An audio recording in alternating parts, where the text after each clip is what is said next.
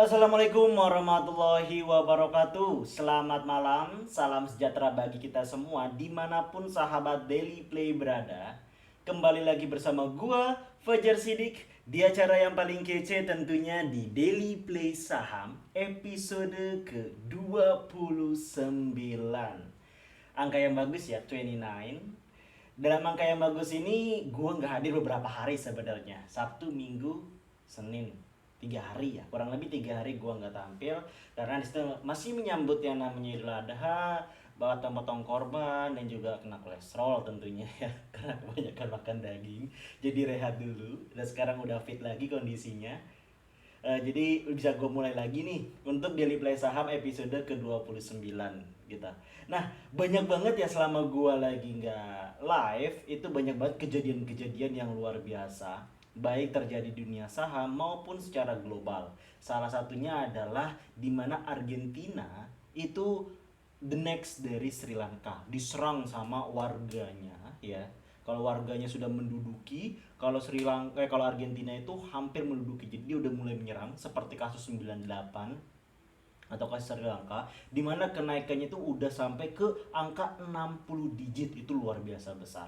Nanti kita akan bahas tuntas mengenai yang namanya kondisi ekonomi global dan juga di Indo seperti apa, lalu akan terperinci lebih rinci lagi yaitu adalah bagaimana kondisi market khususnya pasar modal saham di sini. Makanya nama program kita yaitu adalah Daily Play Saham yang selalu up to date mengenai membahas seputar investasi keuangan dan juga yang namanya saham hanya di GoPlay.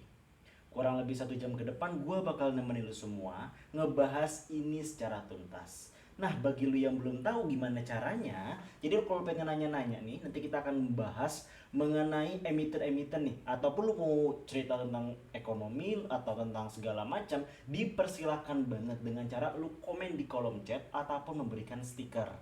Nah, gimana caranya? Caranya mudah banget. Lu harus download dulu di aplikasi GoPlay, itu App Store ataupun di Play Store. Setelah itu lo harus sign up menggunakan email ataupun nomor HP. Setelah itu cari deh channel gue Fajar Sidik Hidayatullah. Setelah itu ya udah lo tinggal komen-komen deh di chat. Halo bang, halo gue pengen ngomong nih, halo gue pengen minta rekomendasi dong, halo gue pengen yang namanya bedah emiten dong, bantuin dong bedah emiten. Ataupun lo mau ngasih stiker nih, kayak di sini ada siapa nih, S bintang bintang bintang bintang send lirik. Wah, thank you very much nih yang dari ngasih lirik. Mungkin si S bintang bintang bintang ini penyanyi kali ya. Boleh dong kalau yang pengen nyanyi juga boleh mampir di sini, nanti gue undang sebagai co-host ya. Kali aja ada dari antara lu semua nih yang sekarang lagi stay tune, ada 20 orang yang mungkin selera atau hobinya itu menyanyi, dipersilakan banget monggo. Jadi kita bisa kolaborasi kayak gitu. Oke, sambil nunggu yang lain untuk join, sambil dengarkan lagu berikut ini ya. Check it out. Akan selalu ada kata selamat dalam setiap kata selamat tinggal.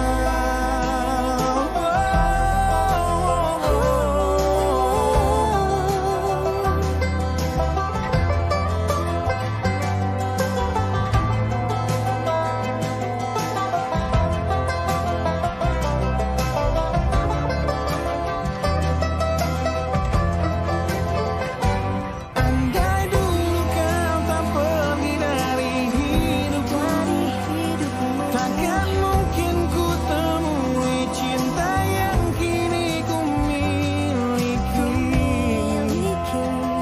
Cinta yang menerima kekurangan dan merubah caraku memandang dunia. Andai dulu ku paksakan terus bersamamu, belum tentu kisah kita berdua berakhir bahagia. Kisah yang mendewasakan kita berdua, meski lewat luka,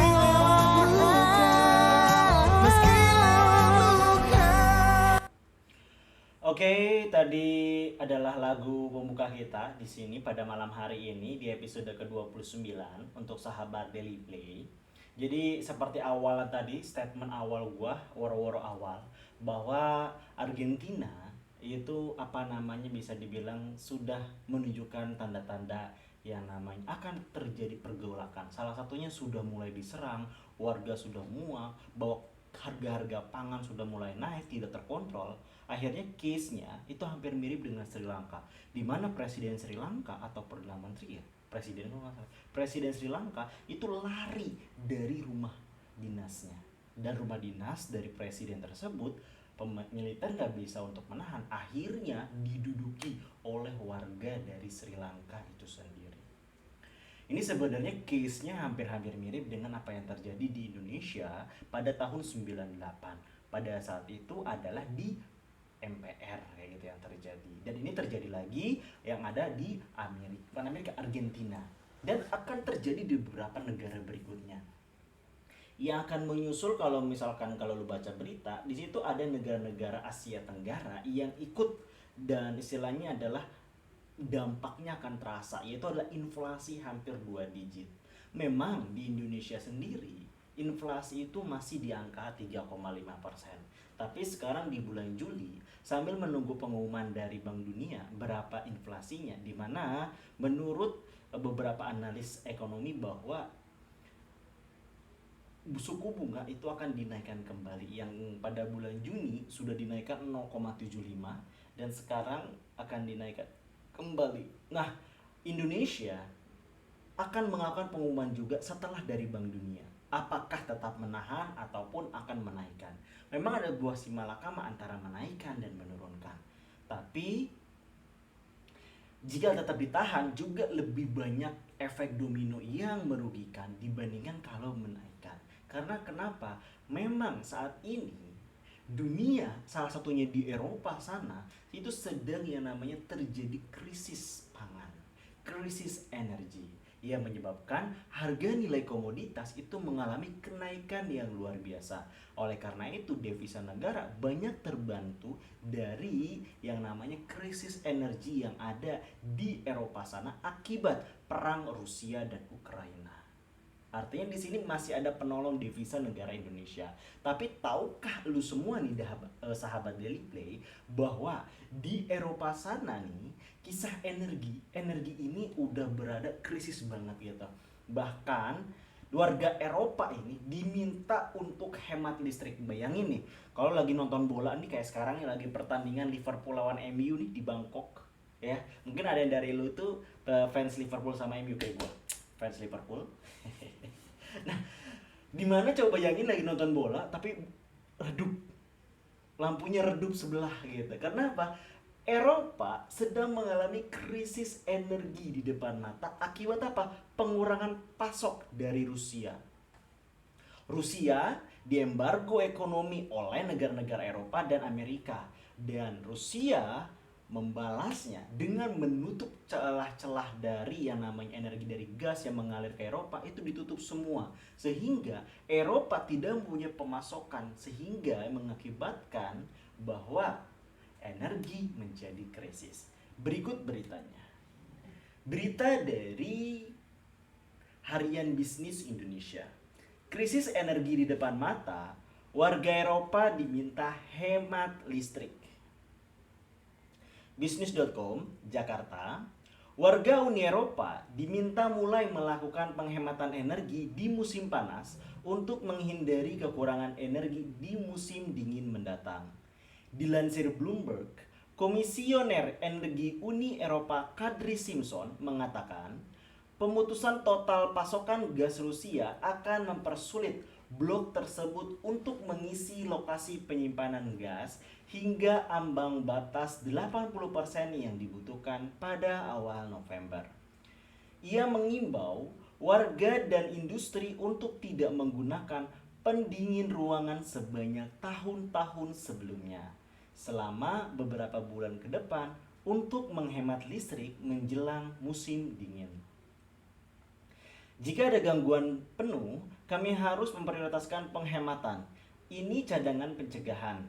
Tidak hanya industri, tetapi juga rumah tangga dapat mengubah perilaku mereka agar di tengah musim dingin kita dapat menghindari pembatasan beberapa sektor industri, ungkap Simpson seperti dikutip Bloomberg Selasa 12 Juli 2022. Uni Eropa sangat waspada untuk pengurangan pasokan gas Rusia yang diperpanjang karena pipa utama Nord Stream 1 menjalani pemeliharaan tahunan. Kekhawatirannya adalah bahwa sambungan gas penting mungkin tidak dapat dihidupkan kembali ketika pekerjaan terakhir minggu depan, sehingga membuat wilayah tersebut berebut sumber-sumber alternatif dan meningkatkan kemungkinan kekurangan energi yang melumpuhkan ekonomi akhir tahun ini. Komisi Eropa akan mengajukan rencana untuk mengurangi permintaan energi minggu depan, sementara para menteri energi akan berkumpul pada pertemuan darurat di akhir bulan untuk membahas cara terbaik untuk mempersiapkan kemungkinan terjadinya atau kemungkinan berakhirnya pasokan gas Rusia. Oke, tadi itu adalah berita pertama bahwa adanya krisis energi di depan mata. Ini untuk menanggulangi karena satu pemeliharaan, kedua pembatasan dari pasokan gas dari Rusia. Efeknya apa? Karena dia ingin membatasi biar pada saat musim dingin itu istilahnya terjadi penghangatan, istilahnya energi yang dialihkan ke musim dingin nanti.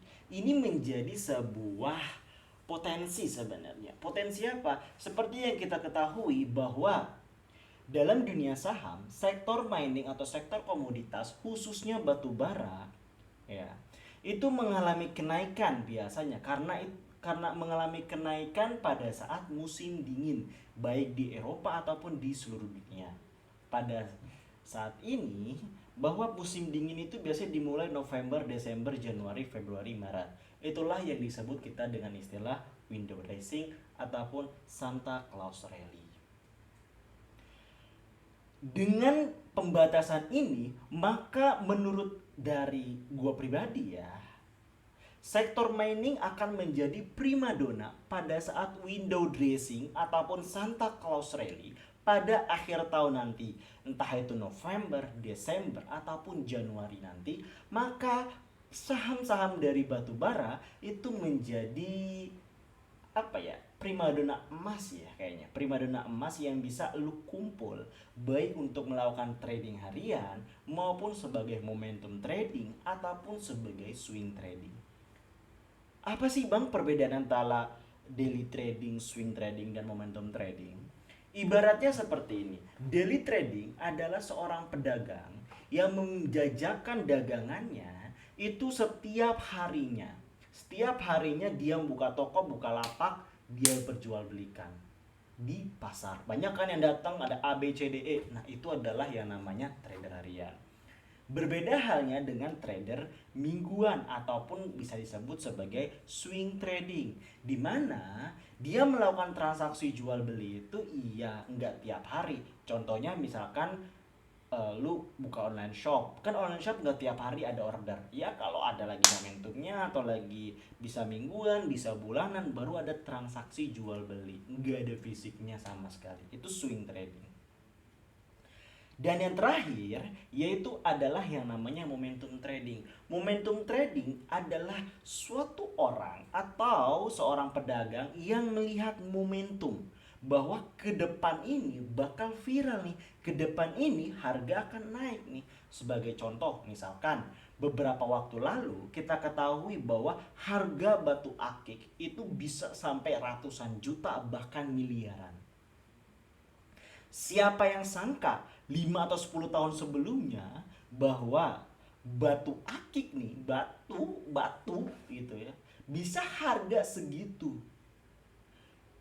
Orang yang cerdik atau orang yang jeli itu melihat momentum di sana. Bahwa lihat momentum nih, saatnya untuk beli sebanyak-banyaknya. Lalu jual pada saat lagi viralnya, disitulah ngejual barang-barangnya. Dan itulah salah satu strategi yang bisa lu gunakan sebagai seorang yang namanya trader saham. Tergantung lu profil resiko yang mana. Momentum trading berarti bisa dibilang middle high, swing trading middle low, daily trading high very high. Jadi itu ada perbedaannya untuk profil resikonya. Jadi tinggal dibalikin ke lu bisa siap untuk hilang, take it or leave it, apa enggak? Kalau lu nggak siap untuk kehilangan uangnya, berarti lu middle low. Tapi kalau lu siap kehilangannya, berarti middle high. Tinggal lu pilih. Balik lagi, tanyakan ke diri lu bagian yang mana? Lu cenderungnya trading yang mana? Gitu. Sekarang udah masuk ke bulan Juli, tinggal waktu 2 bulan lagi. Juli, Agustus, September pasti akan terjadi penurunan-penurunan yang luar biasa pada IHSG atau indeks harga saham gabungan. Akibat apa? Akibat dari dividen yang udah selesai. Setelah itu kelihatan deh sebenarnya muka ekonomi Indonesia itu seperti apa. Sambil menunggu itu, lu bisa kumpul-kumpul barang karena November Desember sudah mulai yang namanya masuk dalam window dressing ataupun Santa Claus rally. Itu adalah berita pertama kita, yaitu adalah mengenai yang namanya krisis energi.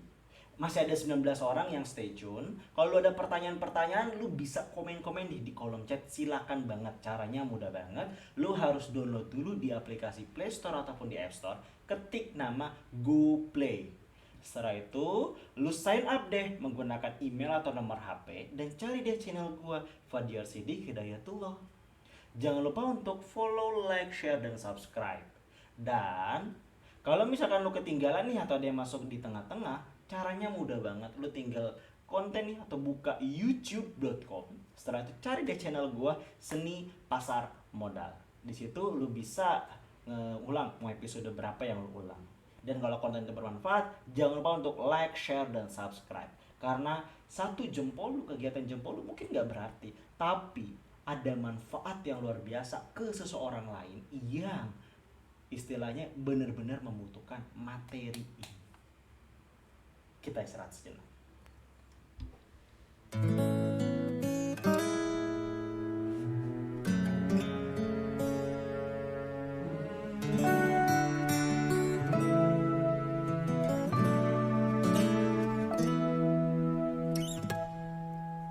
Aku sedang bertanya-tanya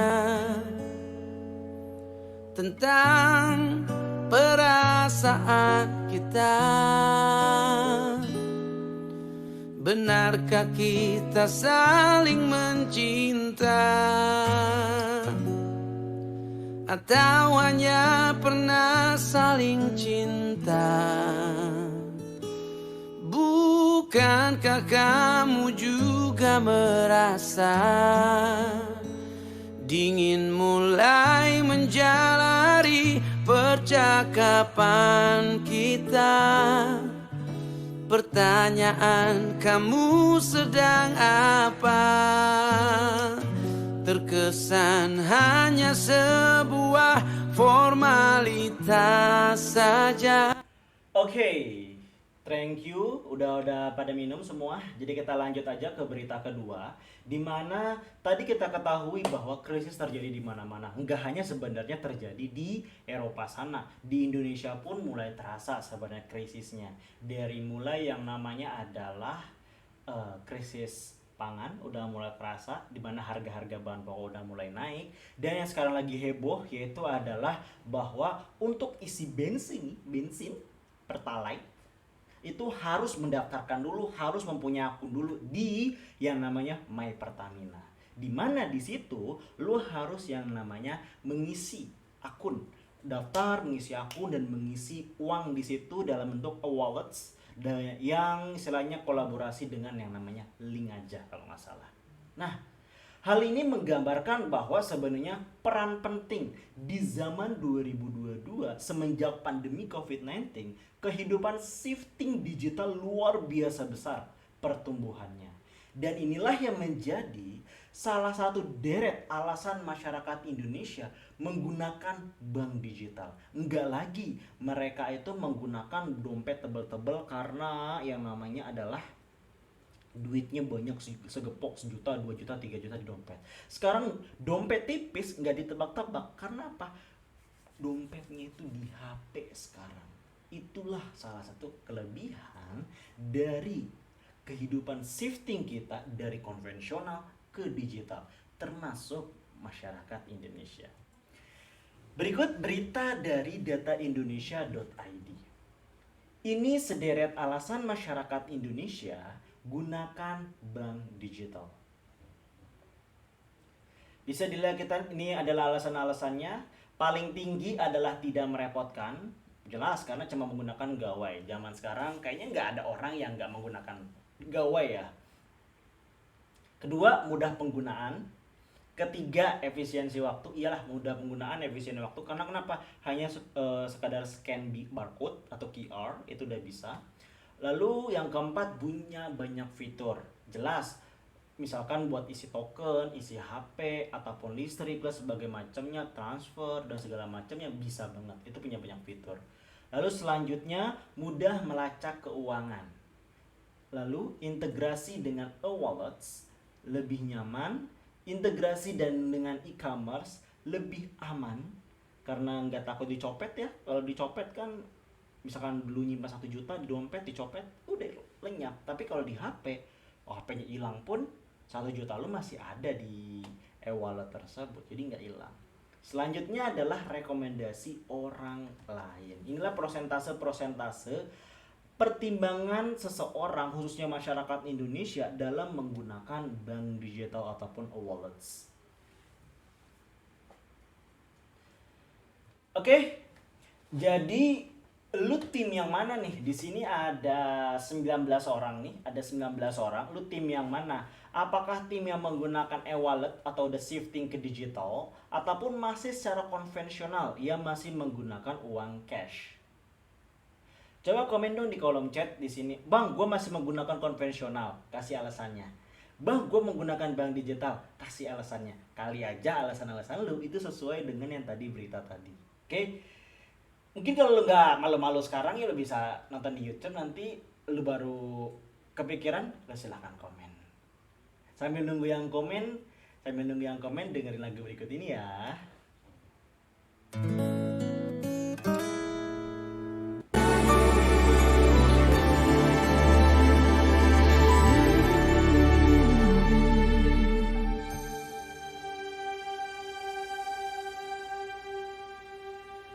Kau satu terkasih, kulihat di sinar matamu tersimpan kekayaan batinmu. Oh, di dalam senyummu ku dengar bahasa kalbumu mengalun bening menggetarkan. Kini dirimu yang selalu bertahta di benakku, dan aku kan mengiringi bersama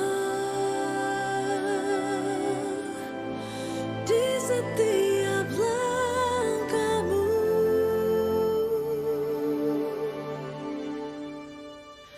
Percayalah, hanya diriku paling mengerti kegelisahan jiwamu kasih, dan arti kata kecewamu. Kasih, yakinlah, hanya aku yang paling memahami besar arti kejujuran diri. Indah sanubarimu kasih, percayalah. Oke, percayalah.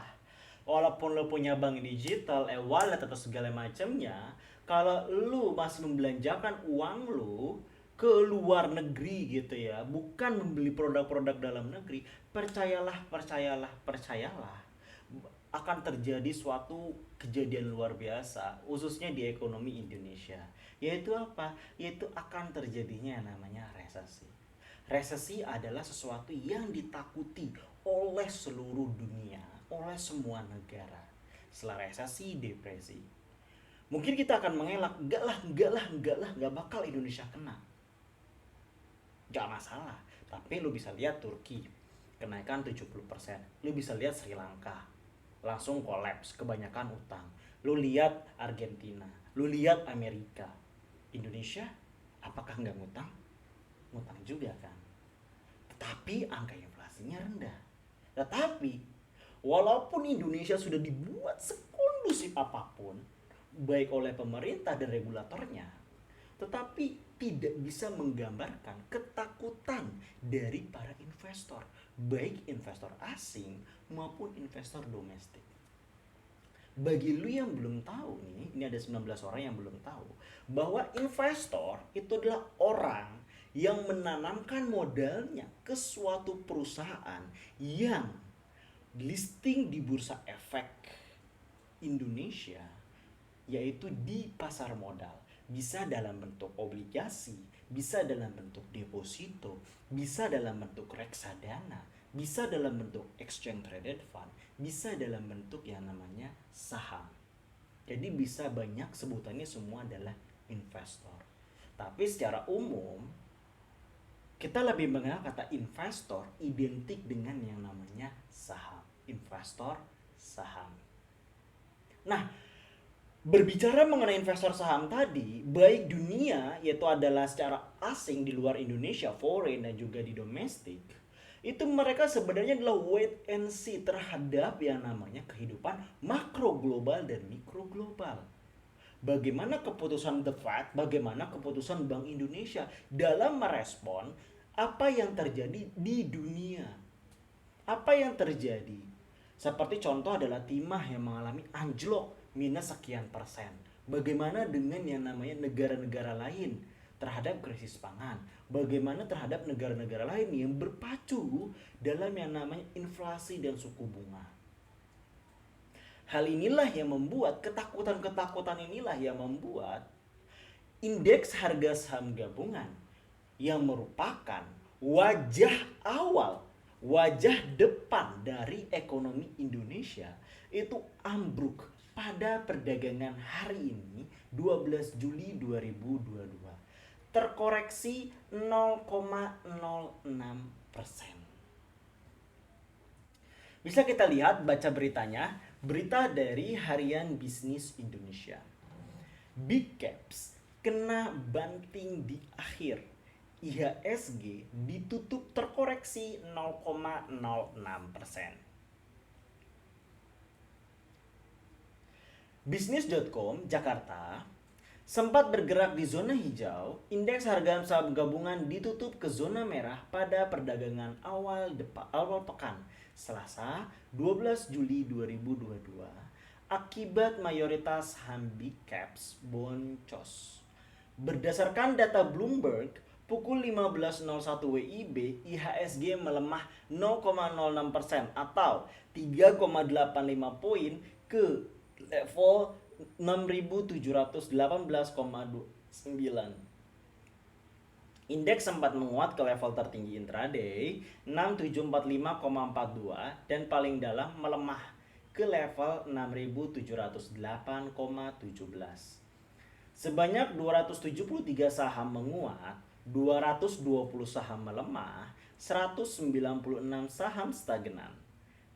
Kapitalisasi pasar tercatat menjadi 8.881,53 triliun.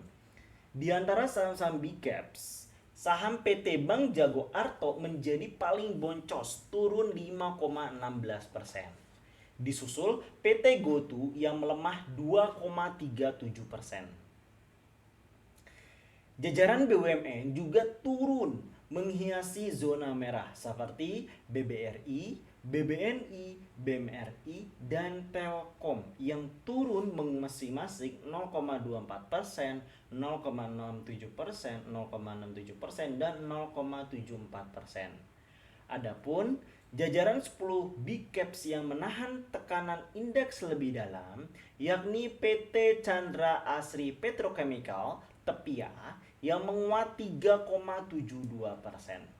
Selanjutnya ada saham PT Elang Mahkota Tbk MTK SCTV itu ya. Lalu ada PT Astra International Tbk ASI dan PT Bank Sentral Asia BBCA yang masing-masing menguat 1,21%, 0,83% dan 0,7%.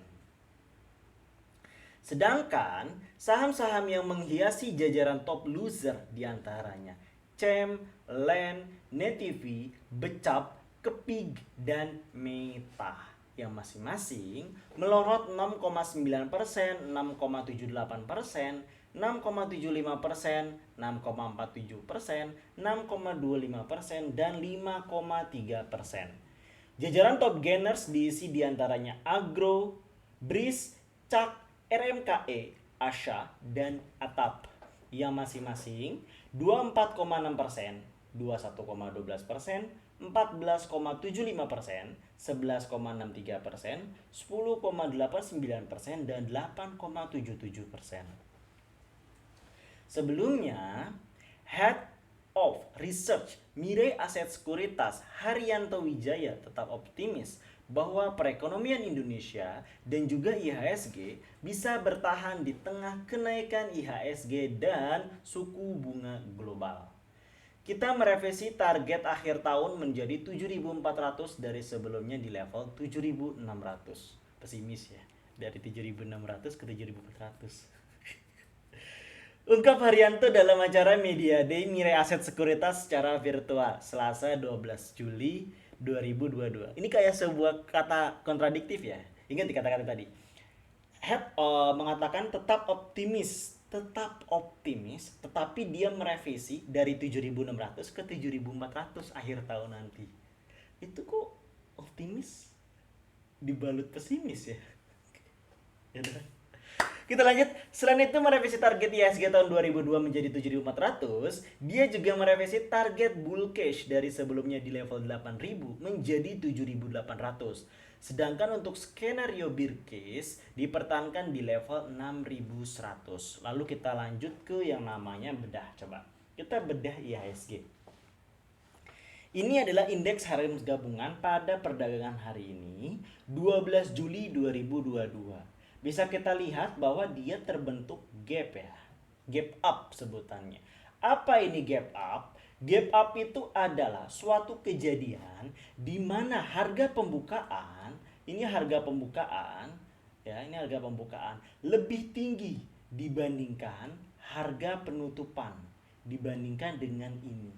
Jadi lebih tinggi itu disebut sebagai gap up. Sedangkan kalau gap down, kalau harganya lebih rendah itu disebut sebagai gap down. Selanjutnya adalah sebenarnya bisa lu lihat adalah sideways ya sepanjang hari ini. Ini adalah tracknya di sini. Ini adalah track dari IHSG pada perdagangan hari ini, di mana dia baru mulai mengalami kenaikan, yaitu adalah dari 10.22 nih. Kalau kita tarik garis, ini adalah pergerakan dari IHSG semenjak 10.22 dia langsung mengalami kenaikan mulai naik dan membentuk namanya disebut sebagai breakout ya. Ini breakout menembus level resisten. Jadi ini adalah resisten dan ini adalah support bayangan. Apa itu resisten bayangan atau support bayangan atau support dan resisten? Support itu adalah batas toleransi paling bawah di mana biasanya itu disebut sebagai lantai. Artinya kalau saat candle atau grafik menyentuh level support, dia akan mantul lagi ke atas. Begitu juga kalau saat grafik atau candle menyentuh level resisten, dia akan mantul lagi ke bawah. Ibarat adalah sebuah bola yang dilempar.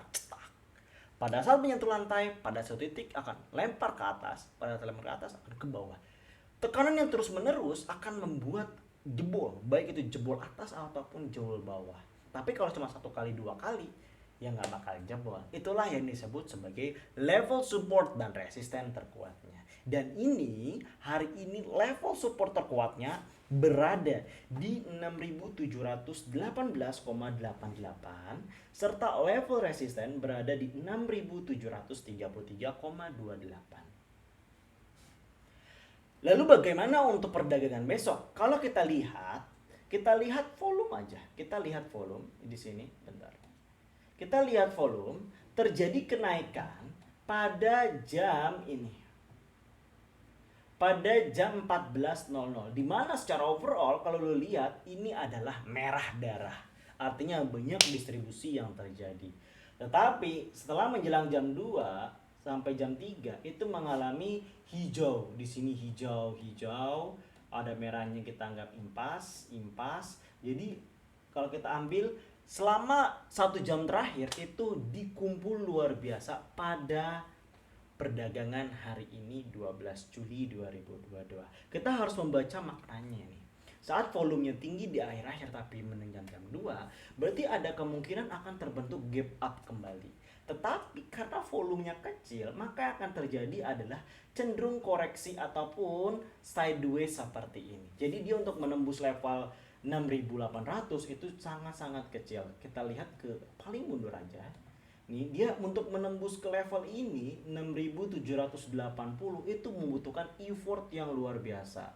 Dan sekarang effortnya belum ada untuk itu. Jadi masih akan bermain di area 6.7.800 sampai 6.733 pada perdagangan tanggal 13 Juli 2022. Lalu tadi di sini ada kata-kata, kita lihat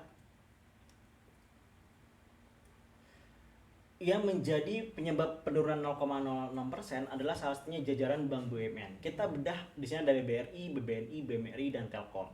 Kita bedah yang paling tinggi di sini adalah BBNI sama Telkom. Kita lihat BBNI. Kita lihat aja tujuan kenapa dia masuk jam 2.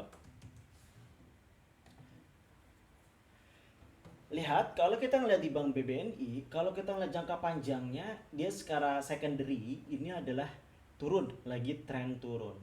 Tetapi tren turunnya udah mulai selesai nih, distribusinya udah mulai selesai dari Bank BNI. Tapi kalau kita ngelihat untuk kacamata yang lebih luas, nah ini kacamata yang lebih luas, bahwa memang terjadi penurunan tren. Tetapi kalau kita ngelihat indikatornya, coba kita lihat indikator ADX. Ya, seperti yang udah gue bilang, distribusi sudah selesai, ditandakan dengan dia berada cuma di daerah 10. Apa itu ADX? ADX itu adalah Average Directional Index. Artinya, untuk melihat kekuatan dari sebuah tren. Apakah tren tersebut strong trend, uptrend, ataupun middle trend. Saat angkanya di atas 40 dari ADX, itu menandakan strong trend. Baik itu adalah yang namanya uptrend ataupun downtrend. Tetapi pada saat semakin turun di bawah 20 itu disebut sebagai weak trend ataupun bisa dibilang areanya adalah cenderung sideways. Artinya di sini BBNI sendiri sudah selesai untuk distribusi atau sudah mulai distribusinya mengecil. Hal ini ditandai kalau lu lihat di sini tuh. Ini ibaratlah impas-impas tapi dari mulai jam 2. Ini kalau lu lihat nih di sini gua tandain ya. Dari mulai jam 2 lebih banyak aksi beli kan. Sampai jam 3 sore. Artinya di sini sudah mulai masuk ke fase akumulasi dari Bank BBNI. Jadi kalau lu sebagai swing trading, lu bisa masuk untuk Bank BBNI. Targetnya kapan? Karena ini gua menggunakan 1 hours, maka targetnya itu bisa daily. Bisa hari ini dengan TikTok belinya ya, beli buy on weakness, jual sell on strength, ataupun lu bisa untuk yang namanya momentum, yaitu menggunakan atau menunggu dia sekitar ya setidaknya di sini nih di 8.997 atau dia di resisten terkuatnya di 8.464. Jadi lu bisa target take profitnya di situ dengan beli sekarang di area 7450. Kita lanjut kedua, Telkom. Ini adalah Telkom, bisa dilihat dia sideways juga. Lihat berada di 16 berarti trendnya itu adalah weak trend, artinya dalam hal ini adalah sideways. Bisa lihat di gambarnya, polanya edun banget, gila, tertata dengan rapi ya polanya. Ini adalah polanya, yaitu di 3998 sampai 4111. Kita lihat secara volume pun lebih banyak hijau apa merah sih? Secara kasat mata aja, lebih banyak hijau. Artinya, pada saat jam 2 siang, itu udah banyak kumpul-kumpul barang. Salah satunya masuk ke emiten Telkom. Jadi harga Telkom sekarang di 3.998 termasuk harga yang murah. Dimana target terdekat lu, karena ini membutuhkan breakout ya. Ya, kalau target terdekat lu bisa target di sini di 4.233. Tapi kalau gua menyaranin, kalau dapat 3.998 sebanyak-banyak kumpul barang sebanyaknya. Karena asing aja mengumpul barang, masa lu enggak sih? Kayak gitu. Lalu kita ngebahas, ini tadi Bang udah selesai. Lalu kita ngebahas di sini yang paling boncos adalah Arto 5,16%. Kita lihat bank digital ini adalah Bank Arto. Kita lihat. Nah, Arto di sini sebenarnya udah mulai terjadi penurunan tren ya. Trennya udah mulai melemah di sini karena sudah menuju ke 30, menuju ke 20. Artinya udah mulai terbentuk sideways. Jadi ini tren up-nya udah selesai, akan cenderung lebih ke sideways koreksi untuk beberapa waktu dari emiten Arto.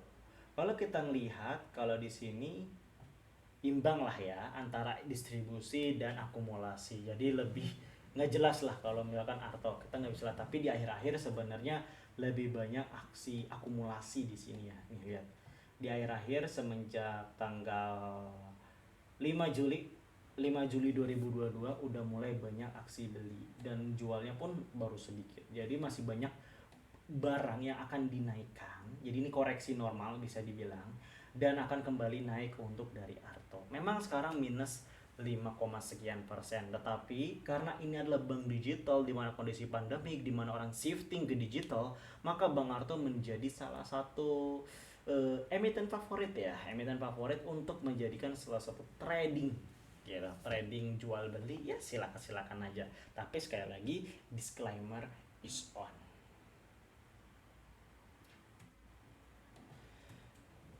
Nah, gimana tadi itu adalah pembahasan mengenai IHSG dan beberapa emiten yang mengalami penurunan. Terjadi ada makna-makna dari setiap penurunan itu sendiri seperti apa. Mungkin lu ada yang mau ditanya. Di sini ada 19 orang nih. Mungkin di sini ada yang mau nanya, atau yang ngasih stiker tadi nih S bintang mau nanya. Dipersilakan, monggo kalau mau nanya ya. Kita istirahat sejenak sambil kali aja ada yang mau nanya gitu, sambil merilekskan badan atau pengen minum sesuatu, dipersilakan. Check it out.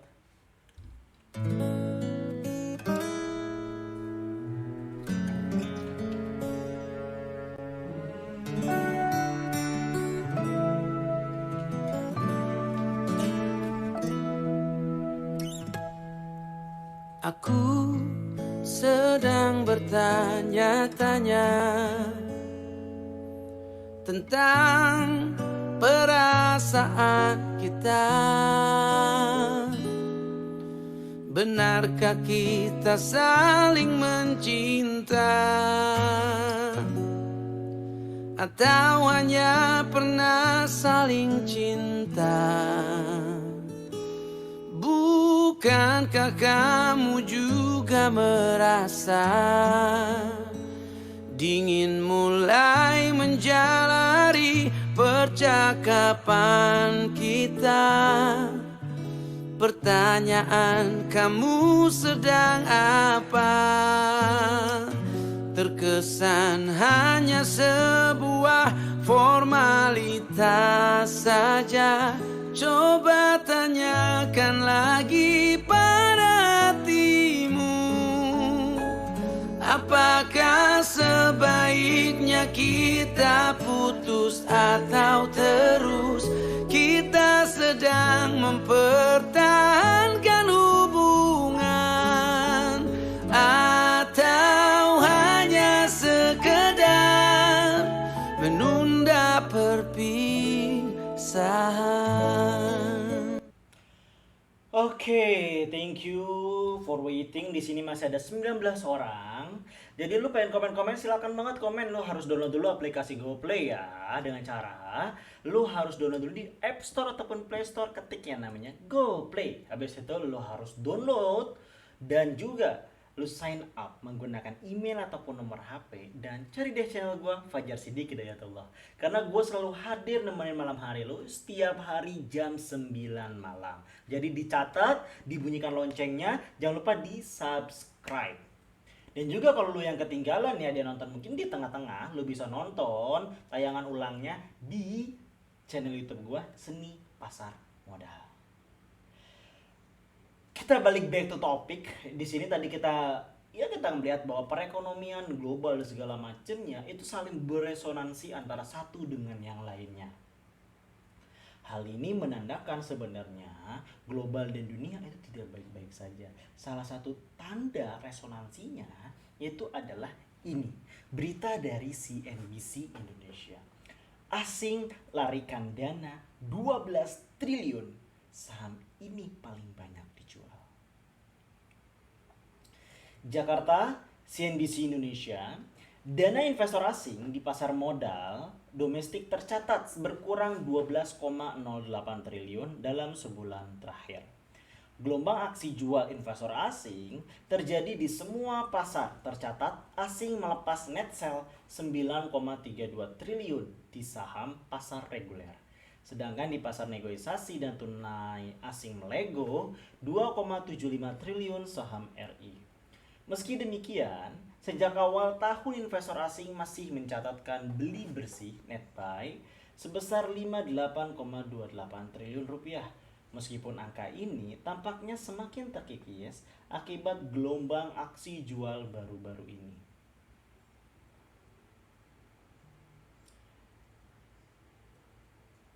Aksi jual asing juga ikut menjadi biang kerok pelemahan indeks harga saham gabungan beberapa waktu terakhir. Volatilitas pasar akibat keluarnya dana asing ikut membuat sejumlah saham yang rajin dilego beberapa akhir sebulan terakhir ini. Berikut 10 daftarnya. Pertama, Bank BRI melemah 5,5% dalam sebulan. Bank BCA 3,04% dalam sebulan.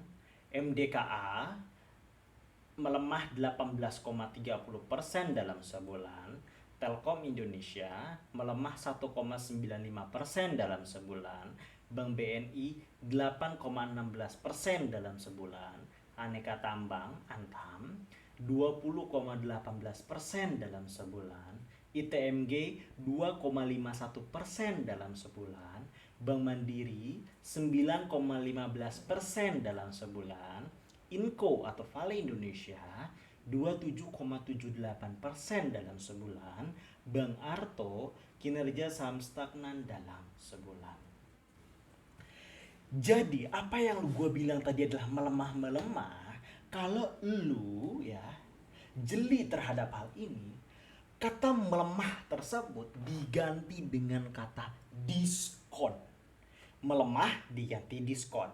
Lu ke pasar modern, lu ke manapun, lu pengen beli baju, ada diskon 20 plus 70%, lu berebut. Ada diskon nih di misalkan online, diskon baju atau tas Hermes atau Gucci misalkan, diskon 10%, lu bakal berbondong-bondong beli itu. Karena kenapa? Diskon. Coba dikati gantanya, melemah. Harga Hermes melemah 10%, nggak menjual. Itu hanya permainan kata-kata dengan kata diskon. Di berita ini menggunakan kata-kata melemah dengan ada suatu tujuan tertentu yang dibentuk oleh seorang gajah atau seorang bandar atau sebut saja sebagai smart money. Yaitu apa? Lu yang baca ini harus takut biar gua yang kumpul barang. Itu maknanya. Makanya menggunakan kata melemah, bukan menggunakan kata diskon. Jadi lu yang nonton sekarang nih, ada 21 orang nih yang nonton ini, bahwa emiten-emiten blue chip udah mengalami diskon yang cukup besar. Salah satunya adalah Antam sampai 20%, lalu ada juga yang sampai 18%, itu adalah MDKA, lalu ada apa lagi nih? Ada Bank BRI diskon 5,5%. Artinya diskon 5,5% sebagai contoh Bank BRI menandakan bahwa setidak-tidaknya lu bisa mengamankan take profit lu 5,5%. Clear sampai sini ya. Jadi tinggal lu mau ngelihat peluangnya, lu mau beli diskonnya apa enggak. Nggak usah takut untuk emiten-emiten yang memiliki kapitalisasi besar yang merupakan backbone dari indeks harga saham gabungan. Karena yang pasti itu memiliki kapitalisasi yang besar, fundamental yang baik, dan sudah mature. Gak kerasa udah jam 10 ya, udah 1 jam ke depan gua nemenin lu semua. Thank you for watching nih, ada 21 orang teman sahabat Daily Play udah menonton episode ke-29. Sekali lagi kalau lu pengen lihat recapnya, lu bisa nonton channel YouTube gua di Seni Pasar Modal. Dan juga jangan lupa untuk follow, like, share, dan subscribe untuk konten ini. Dan tetap stay tune setiap hari, dan besok gua akan tampil di episode ke-30 ya, jam 9 malam. Gua Fajar Sidik pamit. See you, bye-bye.